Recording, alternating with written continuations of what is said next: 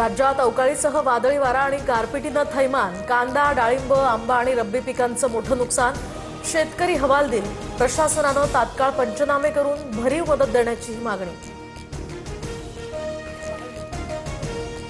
हॉर्मुझ सामुद्रधुनीच्या टोलनाक्यावरच अमेरिकेचा surgical strike. इराणच्या Qeshm बेटावर बॉम्ब वर्षाव. बंदरं आणि पायाभूत सुविधांचं मोठं नुकसान. जहाजांची वाहतूक सुरळीत व्हावी यासाठी हल्ला केल्याची अमेरिकेची प्रतिक्रिया.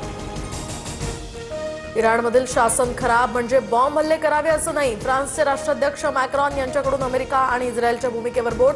मागील 20 वर्षात इराक, अफगाणिस्तान, लिबियामध्ये हल्ले करून काय मिळवलं? मॅक्रॉन यांचा सवाल. पाकिस्तानात महागाईचा भडका. पेट्रोल डिझेलच्या किमतींमध्ये मोठी वाढ. पेट्रोल 458 रुपये तर डिझेल 520 रुपये प्रति लिटर. अन्न आणि वीज दरात सुद्धा वाढ होण्याची शक्यता. माझा आवाज दाबला गेला पण मी हरलो नाही. सार्वजनिक विषयांवर बोलणं गुन्हा आहे का? मी काही चुकीचं केलंय का? आम आदमी पक्षानं उपनेते पदावरून काढल्यानंतर राघव चड्डांचा सवाल. राघव, तुम्ही भाजपला मोदींना प्रश्न विचारायला का घाबरता? देशाचं संविधान धोक्यात. पश्चिम बंगालची निवडणूक चोरली जाते. तुम्ही यावर का बोलत नाहीत? आपच्या नेत्या आतिशी यांचा हा सवाल.